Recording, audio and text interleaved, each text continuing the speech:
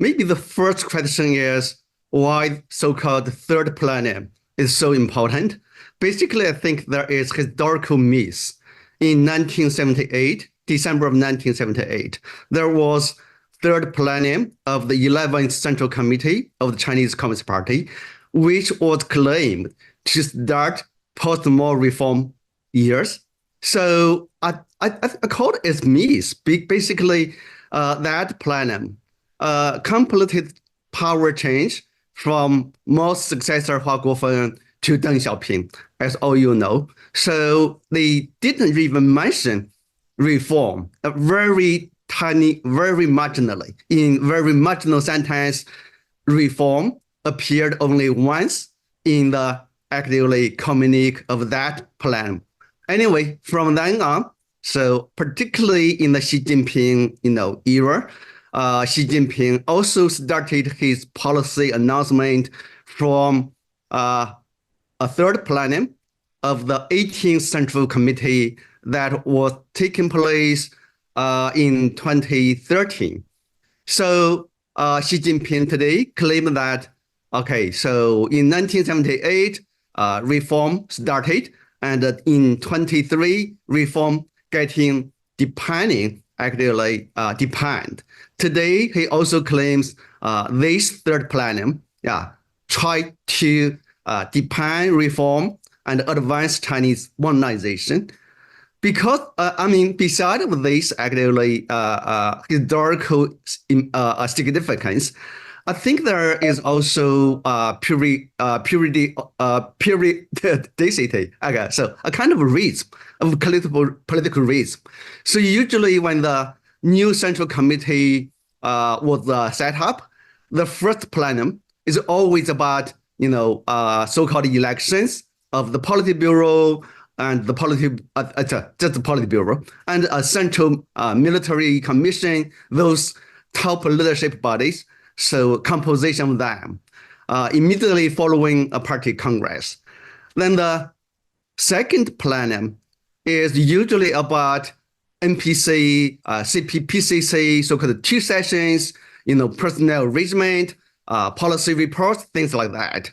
Then when the new Central Committee for the first time has actively chance to discuss substantial policy issues, they came to the third plenum.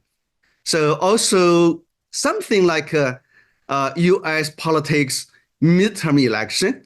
So after 1.5 or even 2 years or even more than 2 years, so the third plenum, when it takes place, that means the party congress already passed for a time, actually. So the new Central Committee needs to actively adjust its policy, not only announce new policy, but something not so, closely, intimately following the party congress. And delayed, it seems that this actually third plenum was delayed because, as we mentioned, 11 years ago, okay, there was third plenum of 18th party Central Committee. And 6 years ago, there was a third plenum of 19th Central Committee. So why not exactly within 5 years?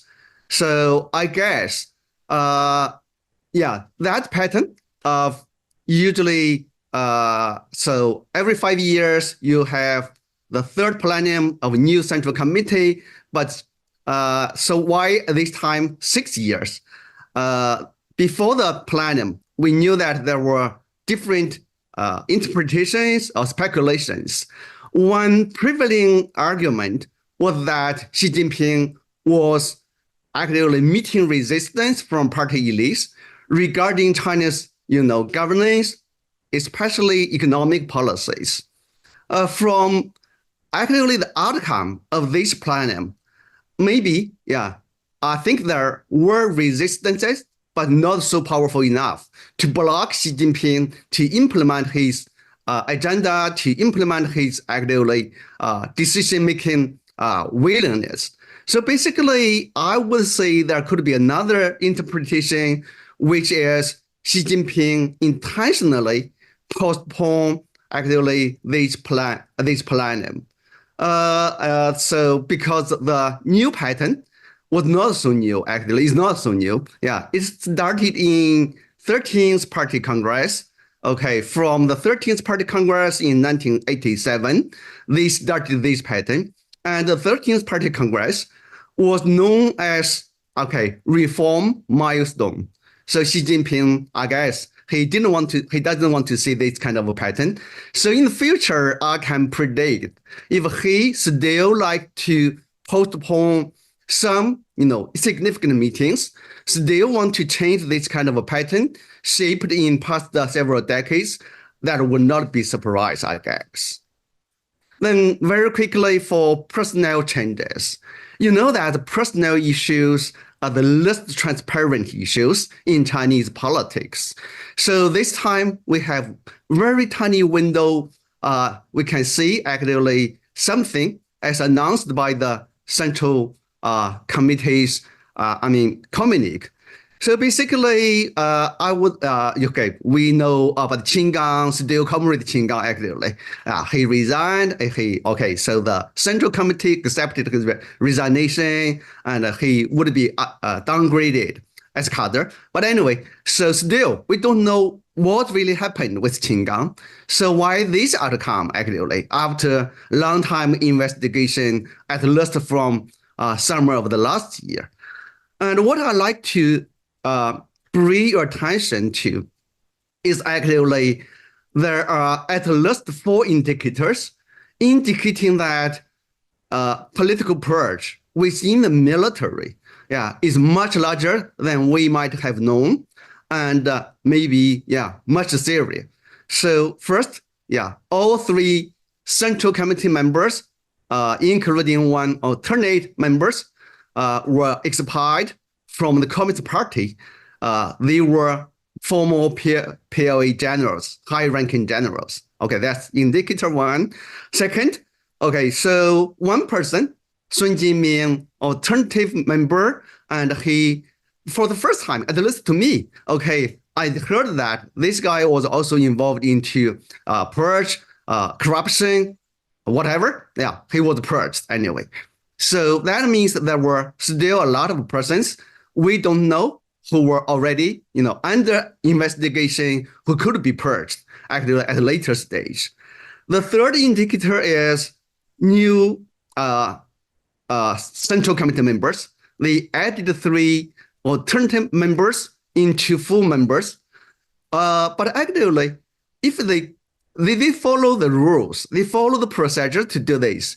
But if they strictly follow the procedure, so person ranked as number 2 in order of ballot they gained at the party congress. The second guy would be Ding Xingnu, also deputy vice commander of rocket force of PLA.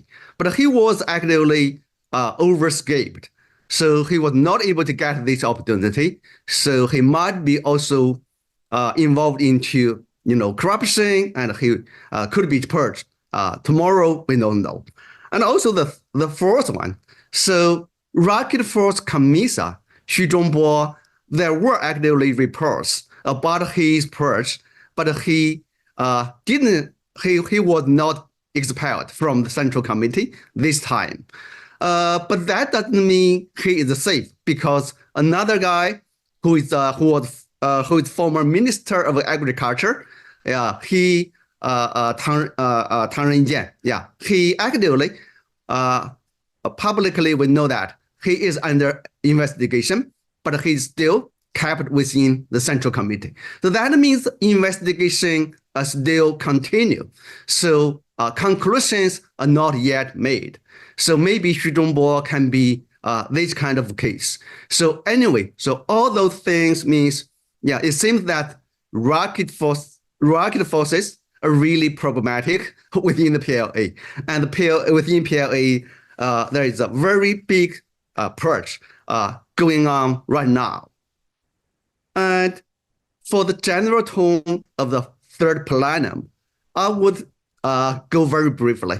Okay, so you know that we have 2 experts. they will do much better job than I do explaining what the policies mean. So basically, I just want to remind everybody. So there are two keywords according to official Chinese sources regarding this plenum. So reform and Chinese modernization. I would say even Xi Jinping emphasized that, okay, through this plenum, we would like to send very strong signal to Chinese people and the international society that we will have reform. We will continue reform. We will depend reform. But I would say if we regard reform as the single keyword, that would be wrong. I would say the real keyword is Chinese modernization.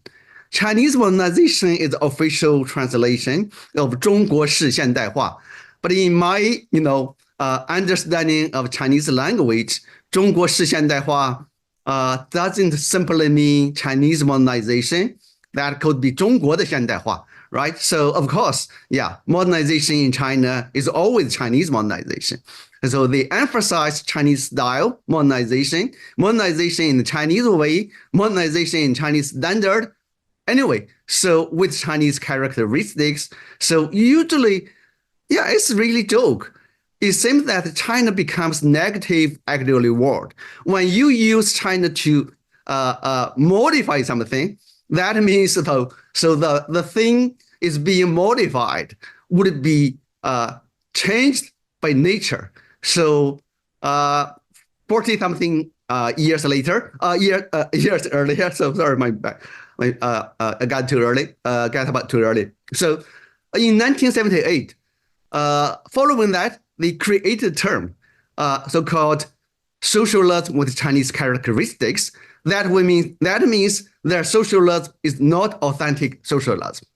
So today, when they call their modernization a Chinese style modernization, that means, okay, their modernization is not really modernization we understand. So also similarly, Xi Jinping's reform is not reform we understand in conventional way, and also not reform which took place following the death of Mao Zedong. So basically, the resolution, reads like actually government report to the NPC. So covering everything, they call it comprehensively. It's really comprehensive. But if we look at history, when the authority really try to reform, they point usually at one thing, because reform is not easy. Xi Jinping also said, so those easy reform, they have done. So now they need to do really reform in those difficult issue areas. So if you want to do this kind of reform in truly difficult issue areas, you don't want to do everything at the same time. You want to do reform with actually very, very important, importance. Anyway, I will stop here and we'll listen to my colleagues. Thank you so much, Guoguang, for helping decode some of that arcane language that runs through this 20,000 odd character decision that was published on Sunday. To delve into some of the economic and fiscal policies that were contained in that decision, over to you, Bert. All right, thanks, Neil. And it's actually a resolution. I don't know why, but the official translation of the same word is now resolution instead of decisions. So I'll try to stick to resolution. Look, overall, this is quite a package. The good thing, one of the good things is that it's actually there. There was a debate actually whether this was going to happen or not, this third plenum, whether people felt that it was needed, the leadership felt, and there was debate within the leadership on where to go. Now it's there. And of course, the proof of the pudding is in the eating, as we know from the third plenum of 2013. But at least we have a pudding and we can look at it, and some may like the taste, others may not like the taste. Quite impressive, 300 measures, very comparable to 2013. I think that is very deliberate as well. But by and large, still a focus on the supply side. Yes, there's demand side policies, I'm going to talk about it, but the mainstay is still supply side. And it is about high quality development, the high standard socialist market economy as being the tool for this Chinese modernization. Of course, the new quality productive forces, it's one of the favorite of Xi Jinping since last September. And a clear statement that manufacturing is going to be the mainstay of Chinese development. It needs to have a reasonable scale. On the demand side, there is far less. There is encouragement of domestic demand, but frankly, the number of paragraphs devoted to that is not that large, with the exception of fiscal. Almost absent, it's not completely absent, but almost absent is common prosperity. Now, that used to be if you want, the flag, the banner, or the bogeyman, depending on which side you look at, of a much more leftist type of sentiment that emerged in China a couple of years ago. I think it's deliberately sort of left out, toned down. It's wrapped into balancing urban and rural development, so much less prominent than before. There's a lot of instead, though, there's a lot of measures announced on people's welfare. It's on the social welfare system, on the pension system, on the housing system. A pretty positive, as far as I can see, on the Hukou system and the land management system, which is very much related to that. So there is more liberalization of Hukou. There's the right of people to get services in the city that they reside in, and now endorsed by the Central Committee. So that's more important than before. And the management of land is such that you can actually take your land to the city, because we're now at a stage of migration that a lot of said, well, actually, I don't want to have this urban Hukou because I would use my land rights back home. That's very explicit that they're going to keep it. I think is a very important factor in all of this. On the supply side, and I know Lizzie's going to talk a lot about technology, so I won't take away her thunder, but to me, it's a very consistent policy. It's also a policy of doubling down on science and technology, down on industrial policy, linking the two, having all kinds of tools that would link the two. And so basically it is not just of today's technology, but future technology, the high quality productive forces. That's in summary on the technology side. Of course, mean that there would be more objection from abroad against an industrial policy of China. I think it's one of the contestable areas, and China would need to see how they can balance that. Finally, and you promised the fiscal reforms. Well, I've been talking about fiscal reforms for probably 25 years, so I was actually quite pleased with what is in the document, in the resolution overall. First of all, there's a clear recognition that there's a fiscal problem, that there's a local fiscal problem because of the real estate sector, etc. And there is promise of tax reforms, there's promise of transfer reforms, there's a centralization of expenditures, there will be a better budget management, and the management, China's fiscal policy has 4 fiscal policies, basically, 4 different sets in the budget, very confusing. I hope there will be some reforms to clean that up. The fifth is the debt management, where clearly China's got itself into a bind with the real estate expansion, with lots of infrastructure investment, and now a slowdown, so local governments can no longer pay their debt. More resolution on that. I find that a pretty good package. Again, it will be Chinese modernization. It will not be Germany or the United States or anywhere else. So especially outsiders may not like everything, but at least it creates some clarity. It creates some policy corridors for people to look at. Finally, and that is maybe the most important one, is that there's a confirmation of this great line of 2013, the decisive force of the market. The market is the decisive force in the allocation of resources. So the state market balance. I actually believe that it's a bit stronger even in 2013. It was not in the communique, but in the resolution it was, and it says, it repeats that line, and then it says we should leverage the role of the market. And if I read it correctly, we should also focus state enterprises on their core mission, which is not everything. Because one of the problems in today's China is that state enterprises have been expanding and basically pushing out the private sector, which is bad for innovation, which is bad for productivity, the stuff that China needs. Let me stop here and get back to the Q&A. Thanks. Thank you, Bert. Yeah, a lot there that we can unpack in a bit more detail in the discussion. But thanks for that excellent overview of the main economic pillars of the plenum decision.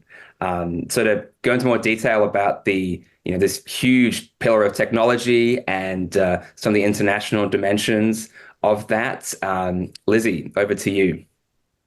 Neil, thank you. Let me just take the next 5 to 7 minutes to share my 2 cents on the third plenum's key tech policy announcements and discuss the implications for international relations.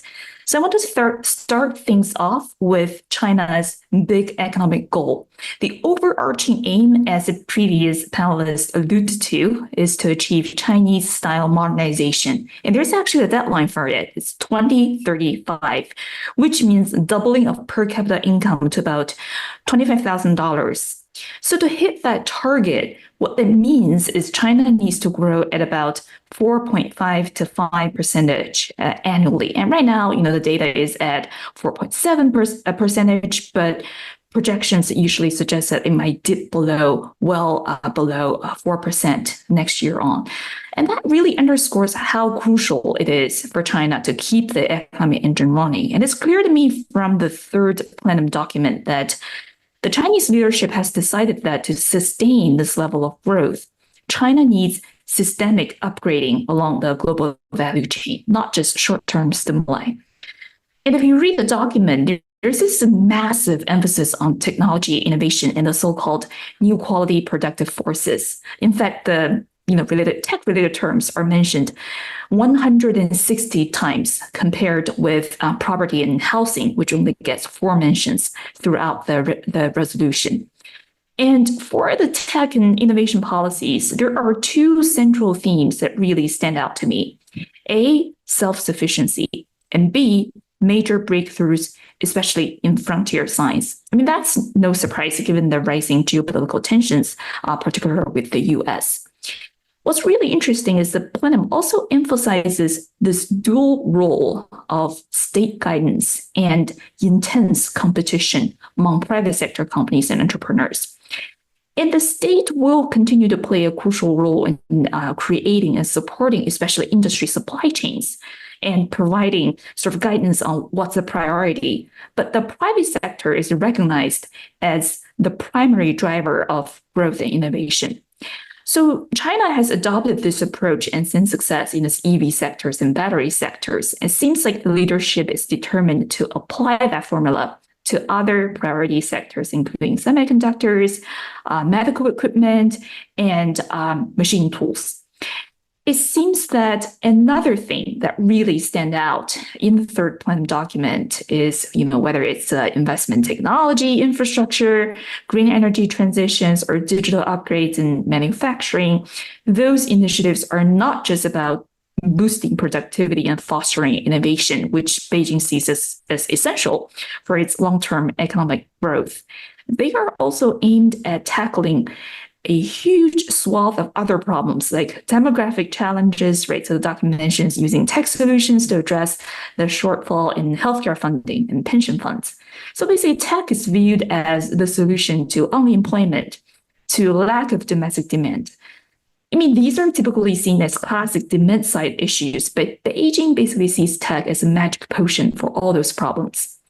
Another noteworthy point is that the plenum also introduced new initiatives to restructure the country's financial system and STEM education system surrounding tech, such as encouraging and regulating angel investment and venture capital, and measures to be more open to foreign investment to support China's indigenous tech innovation. Another key point from the plenum is increased investment to support so-called high-risk, high-value basic research. From what I hear on the ground, universities in China are getting more autonomy these days to manage their scientific achievements. The idea is it's beneficial for China to foster an environment ripe for innovation and especially commercialization. We've been hearing a lot of talking about bridging the Death Valley curve, referring to the phase from lab work to pilot testing and mass production, where many entrepreneurs face a lot of uncertainties. And Chinese universities like Shanghai Jiaotong, Tsinghua, Zhejiang, and Tongji have set up investment funds to support on-campus entrepreneurship. Now, the goal is to connect scientists and scientist research with private capital.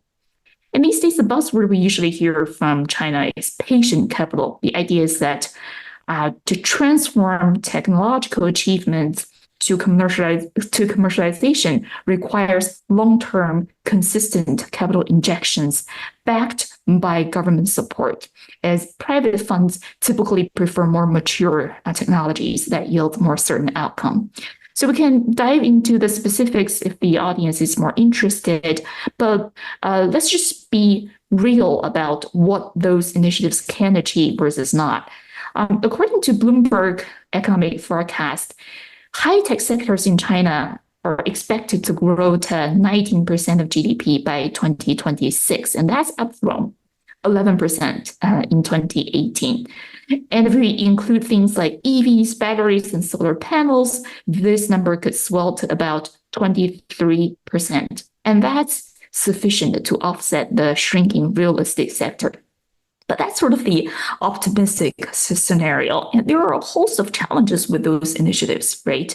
We see China is still reluctant to resort to traditional stimuli to support consumers and households directly. And that has definitely made the recovery much bumpier and much more uncertain. The reality is many households are still feeling the pinch, especially as their wealth is already shrinking due to property market problems.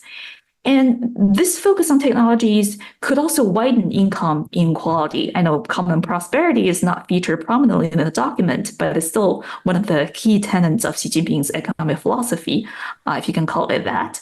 And if we see experiences in other developed economies, high-paying tech jobs are not evenly distributed, and sometimes that can lead to further socioeconomic disparities. And I think another really risky aspect is trade tensions, especially when it comes to international trade with developed countries. The focus on high-tech industries, China's manufacturing prowess has certainly ramped up trade tensions with the US and EU, and that has raised global concerns. On the bright side, it seems pretty clear to me that the plenum documents hint at how leaderships plan to respond to those trade tensions and tariffs. There's definitely an emphasis on China adapting by relocating supply chains to emerging markets and shifting the economy towards domestic consumption. So that's a potential strategy. And we know when it comes to trade, China has a lot of negotiating power here, right? For sectors like energy, China is a major importer, US is a major exporter, so there's room for negotiation on that front. And on the financial side, China has been offloading US Treasury bonds. There's potential bargaining power on China's side too. And I think an interesting wrinkle is a potential change in attitudes in US leadership's trade stance. We know former President Trump is very concerned with bilateral deficit, but he seems to support Chinese companies establishing factories in the US, right? And that could redirect investment away from regions like Southeast Asia and Mexico, potentially altering the global investment landscape we've seen in the past few years. So there is a lot of room and fluidity there. One really interesting aspect of the plenum, as I see it, is how China sees international trade, tech upgrade, industrial policies, and international standard setting as an integrated piece. There's a section in the document on green transition. There's a long list of objectives on carbon governance. I mean, these measures are definitely meant to ensure that China's carbon governance meets international standards, perhaps paving the way for China to continue to export to key markets like the EU, which is still crucial to China's development. So some thoughts and reflections. There are definitely potential opportunities and pluses to those policies, such as fostering a more innovative and self-sufficient economy and addressing long-term structural issues. But the risks are also significant. And I think the move away from traditional stimuli measures might unnecessarily slow down the path of recovery and exacerbate income inequality as I talk about.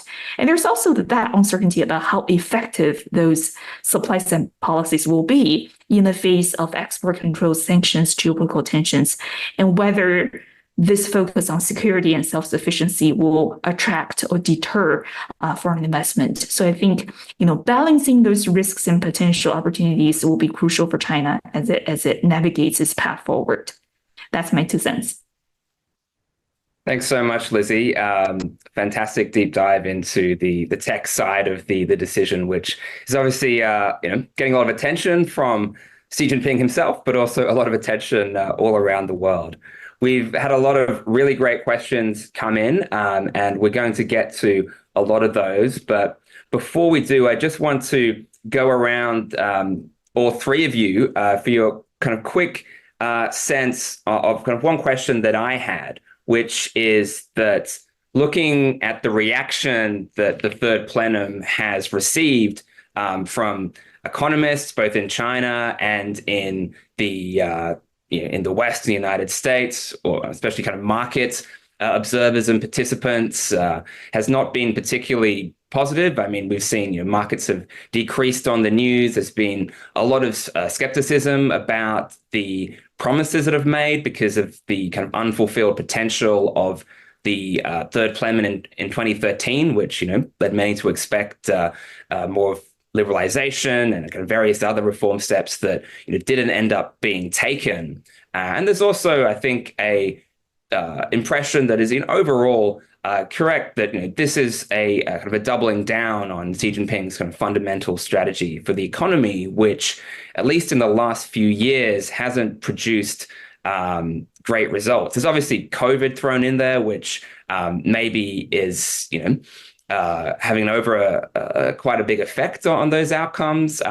But anyway, and the overall reaction has not been particularly positive from economists, markets, business, especially overseas. And I'm just curious as to do you think this criticism is fair?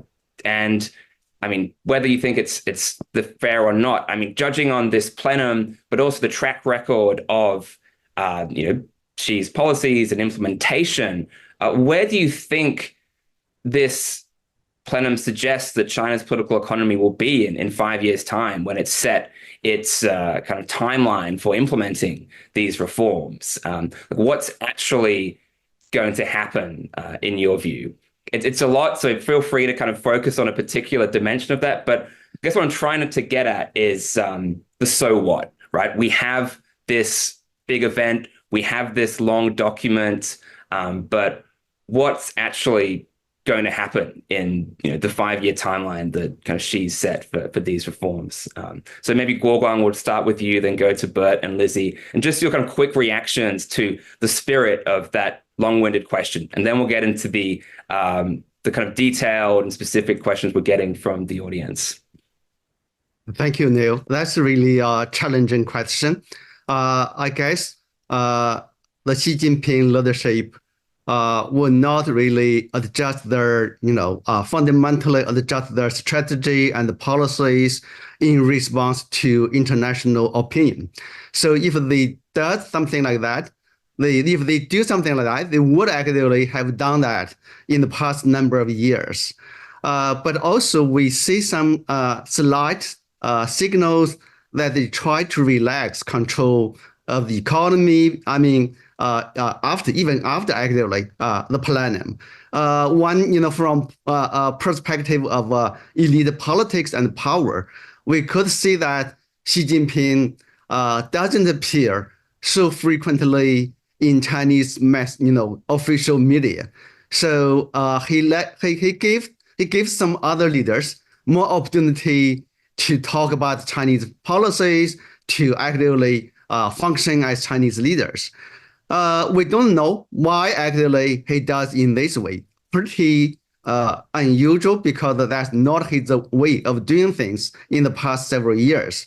So yes, we know that there was rumor seeing his health conditions has declined very quickly, but we don't know. So what really happened? So I guess that also depends on, China's international connections. I have noted that there are really good questions regarding U.S.-China relations and also uncertain future of China of U.S. General election. So if the White House is changed resident, so what would happen? So yeah, a lot of questions. Yes. So my questions are also more than answers. Neil, you asked the impossible question, but let me give a bit of a try. First, fair enough. There's lots of criticism from the outside, but it's also to some extent a bit strange and a bit inconsistent. A lot of people have asked for a third plenum. Now there is a third plenum, so that's a good thing. There's lots of reforms in there. Xi Jinping has not given up on the notion of reform. There's still the decisive role of the market. So a number of things that you say, well, okay, that's sort of, we needed to hear that from Xi Jinping at today. Then on the industrial side, the science, technology, industrial policy side, there's a lot of nervousness, and I think that's where the main battleground is going to be. But at the same time, a lot of countries outside China now say, well, actually, we need to do more of industrial policy and science and technology policy. So it's a way of being China. In the end, the rule book is important. WTO, China has repeated, not in so many words, but the resolution said it wants to be a member of the CPTPP, which has implications for industrial policy, for state support, for state enterprises. And that would be good if China were to tie itself by means of international agreements to not go overboard. Because one of the problems of the last 10 years is that there's been too much industrial policy in a way, and that each and every province and municipality copies the other one on the state's priorities. And that's why we have the overcapacity. That's why we have a lot of duplication of waste that is not very useful for Chinese people and brings a lot of antagonism abroad. On the implementation side, frankly, I think we're in a very different situation. 2013, Xi Jinping just came in. Li Keqiang was basically in charge of the third document, and she probably said, yeah, well, that's okay. So in other words, not fully bought in. When there was heavy weather in the course of the liberalization, especially of the financial markets, whether that was done right or not remains to be seen.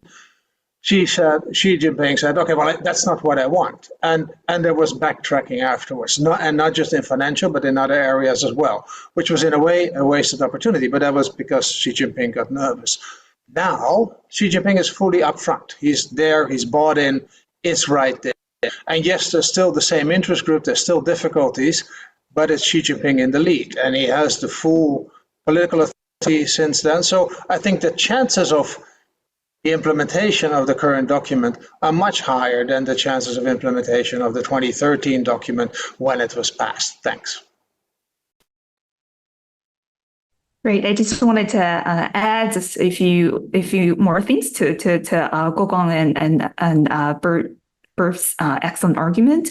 I just wanted to mention the traumatizing experience of the 2015 stock market meltdown and how significant of an impact it has on Xi Jinping's economic thinking and policy direction. And, from what I hear, that experience, that crisis really, to Beijing's leadership reviewed the vulnerabilities, not just about China's financial system. It also sort of underscored the risks associated with sort of market access, right? Rapid market liberalizations and speculative investments. And, as we know, during the 2015 crisis, the Chinese government actually intervened quite heavily and finally succeeded in stabilizing the market. And they resorted to measures like halting trading, banning short selling, directing state-owned enterprises to buy stocks, right? 国家对旧厂. So that's a really interventionist approach. And that actually highlighted to Xi Jinping the need for strong regulatory oversight to prevent that kind of market access and maintain financial stability. already. And as we know, in the aftermath of the 2015 stock market meltdown, Xi Jinping's administration implemented a series of regulatory reforms, all aimed at tightening control over the financial sector and tightening control over the market. So I think that's sort of a watershed moment, if you will. And it seems that after that, there's a shift in the leadership thinking toward security, stabilization, and sort of more real economy as opposed to virtual. So that's an experience I want to highlight. And speaking of this emphasis on self-sufficiency, I think the external factor definitely plays a role here, especially during the past few years. China realizes that, in spite of its progress in science and technology and research, there's still a gigantic gap between the frontier science and what Chinese can achieve at this point, especially in the face of US export controls and sanctions that really sort of turbocharged China's ambition to be more sufficient and to resort to security as the high priority sort of item on the agenda over economic development per se. Thanks, Lizzie. Great answers and lots of food for thought in the coming years. Got a lot of questions about the Hukou reforms that are proposed in the decision. So maybe this is a question for you, Bert. Basically, how substantial or radical are the Hukou reforms that have been suggested in the resolution? What do you expect the outcomes are going to be? And how realistic is it that these are going to be fully implemented by local governments? So I think they're significant. I think it's significant that they're being mentioned quite specifically in a Central Committee document. I think the land reforms, as I mentioned, the portability of land rights is a very important aspect of that. But in the end, it still has to be, it's never in the interest, or hardly ever in the interest of an individual municipality to give full service to a migrant if they can have the labor without the services, without paying for the services.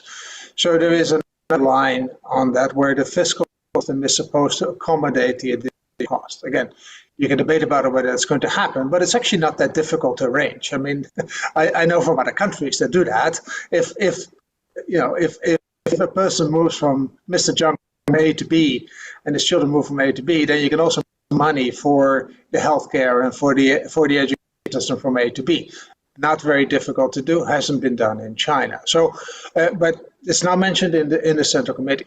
I believe also that there's more recognition, and not just from the document, but from the debate running up to the third plenum, of the importance of this mobility, because it's not just rural. Frankly, it's also quite difficult to move from Shanghai to Beijing and to get Hukou in Beijing, and then you don't have the full services, and then you can't get a loan, and you can't get an apartment. So it's wider than that. It's a clear impediment to labor mobility. If you want to be more productive, you need to be able to move labor where it is most productive. So it is a critical reform, quite a bit of meat in the document, and more, I believe, more forceful central pressure on municipalities to make it work. Just a follow-up question, I guess. I mean, so the reforms that are proposed involve more access to urban public services by rural Hukou holders, which is obviously a huge gap in the social safety net at the moment. Does this Hukou reform require the reform of central local finances to happen first, and the kind of taxation reforms like local governments being able to keep more consumption tax revenues? When is this likely to happen? And is there a really difficult series of reforms to local debt and to combating the problems in the property sector that we're seeing right now?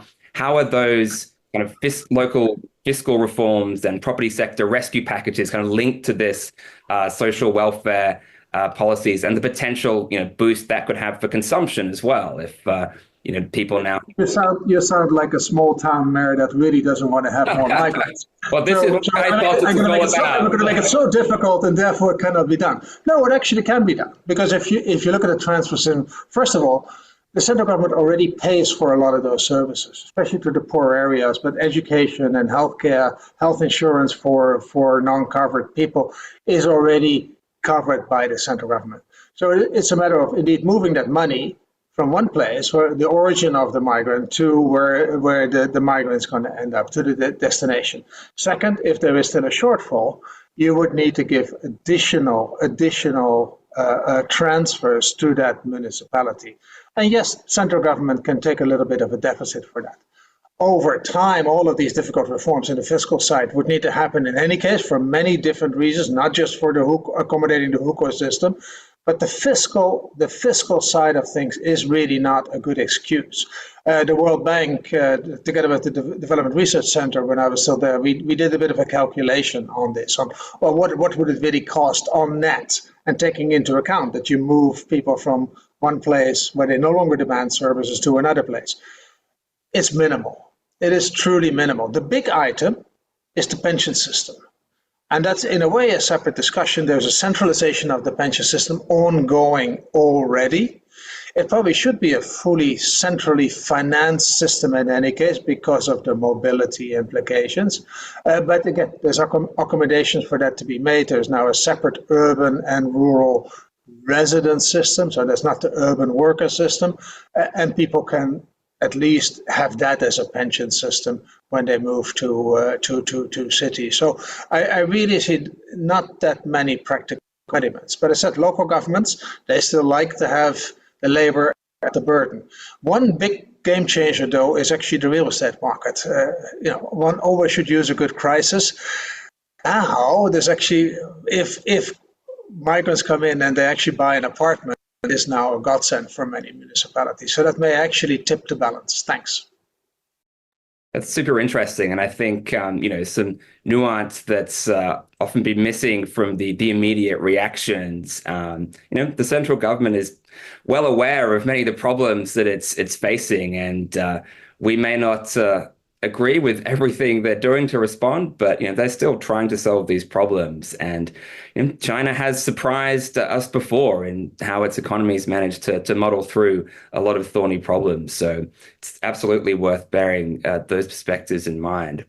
So I want to turn to you, Lizzie, with to answer some questions we've got about the international dimension of China's high-tech drive, which, as you said, is increasingly being seen by the leadership as a new source of growth, trying to replace some of the role that the property market used to play, and now that's trying to be cleaned up and is not nearly as healthy and growing as it once was. So can you maybe talk a little bit more about how is the environment for foreign investors changing in China's technology scene? Does Xi Jinping and the top leadership still see a role for kind of foreign VC, private equity, or is this emerging strategic competition between the US and China, either under a Trump or a Harris administration, going to kind of shut that off? And what impact would that have on China as well? Right. Well, thank you, Neil. And it's a terrifically important and fascinating question. I just wanted to mention sort of several dimensions of policy initiatives or pilot programs I've seen pointing to more collaboration, more openness toward international investors. China is actually launching a series of global partnerships with international research institutions and universities to enhance its own R&D capabilities, right? So it's not attracting global institutions for that purpose per se, but this, as perceived by China, will help in the exchange of knowledge and development of cutting edge technologies, which will be beneficial to China. And China has initiated a lot of talent programs to support its R&D goals, attracting not just Chinese scientists from universities abroad, but also retain top scientific talents directly from international institutions. That includes incentives for Chinese researchers to work abroad and to return and to contribute to domestic research efforts. And in terms of policy support, what we notice is that Chinese government has been enacting a new regulatory regulatory framework, including lots of supportive policies to foster innovation research, especially in energy systems, right? That includes subsidies, tax incentives, and favorable regulations for foreign investment to come in and support Chinese research and Chinese innovations. And China has been improving the framework of legally protecting intellectual property rights to encourage innovation and to ensure that researchers and companies can actually benefit from their invention. That's also a focus. So we see, on one hand, we seem to have this idea that China is becoming more inward-looking, more self-sustained, more focused on the domestic market and domestic sort of innovation ecosystem. But paradoxically, or maybe not, it's also becoming more open to ideas. There's the thirst for international funding and also international expertise. Previously, when it comes to China's strategy to attract international investment, the term we hear is 用市场换技术, so exchange our vast market for your advanced technology. Now the term we hear more often is 用技术换市场. So we have certain advanced manufacturing prowess, and we welcome you to leverage our technology to develop market for us to expand Chinese companies' global footprint. So that's also a shift in thinking that I think is worth pointing out. But of course, there are a whole range of mixed signals. We saw foreign executives, foreign companies, especially when it comes to sensitive technologies and things that the Chinese security apparatus perceives as potentially dangerous. There are, random crackdowns on foreign firms, especially when it comes to consulting and legal services. So that's also a red flag, I think, we should be aware of. So again, when it comes to China, things are complicated. There are multiple dimensions to the same issue, and I think we need to sort of take into account all those perspectives when we're analyzing China. Great, thanks, Lizzie. Last questions for you, Guoguang. We have a few on kind of the political dimensions of the decision and the significant economic challenges that Xi still faces, particularly when it comes to implementation and getting the system to follow him. So I have condensed a lot of questions into kind of 3 quick-fire questions for you, given we only have a few minutes left. So firstly, what are your thoughts on the practical implications of the national security sections of the plenum decision? Secondly, do you think the plenum decision suggests anything about reforms to the PLA amidst the ongoing corruption purges? And finally, is this third plenum an indication that Xi Jinping is going to seek a 4th term at the party congress in 2027? Thank you for all the questions. Regarding security section, I guess his major task is still to tightly control the state security system. So because that part is really dark in our observation of Chinese politics. So we know very little about that. But from, appearance, you can see Xi Jinping, appoint his, cronies to those, ministry like public security, national security. So, so basically, I think when Xi Jinping emphasized security, so it's basically about his power and also the regime control of China, and also in some extending way defining China's national security security defined by actually the regime. Regarding the military, I would say there would be no major organizational change within the military, because Xi Jinping already did that fundamental restructuring of the Chinese military. Yes, recently he had new change. So abolishing strategic supporting army to reorganize that into something regarding information. warfare. I guess this is already pretty major step he has taken already. So in the next few years, I don't foresee such major, restructuring measures. So I guess his major task within the military, just like within the security sector, so try to control the military and also try to improve the warfare ability of the military and preparing for the future military conflict, perhaps with Taiwan, even at a larger scale.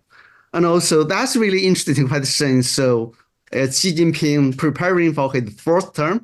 My answer is definitely yes. But can we see any signal from this plenum? It's a very tiny signal. As actually, for the first time, maybe my memory is bad anyway. So they mentioned that the policy measures, the plans of reform proposed by this plenum would be completed by year 2029. So within 5 years. So why 2029? So why they need to see that? And usually they can just, don't specify this kind of, when they can complete it.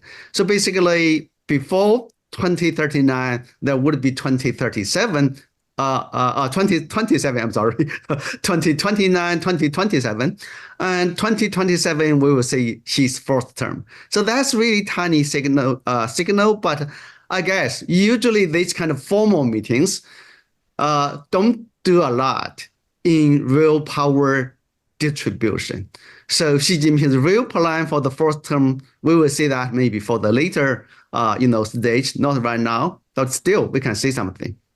欢迎来到6度解析新闻背后的多维思考，带你洞悉头条背后的世界。在今日华尔街频道的6度解析中，我们将深入探究时事热点，为你揭开新闻背后的真相。在这个信息泛滥、真相难觅的时代，6度解析应运而生。